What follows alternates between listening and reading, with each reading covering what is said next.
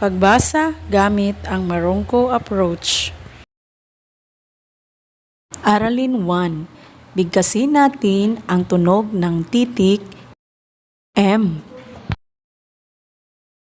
Hmm. Hmm. Hmm. Hmm. Hmm. Hmm. Hmm.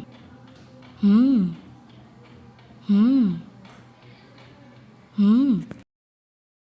Aralin 2.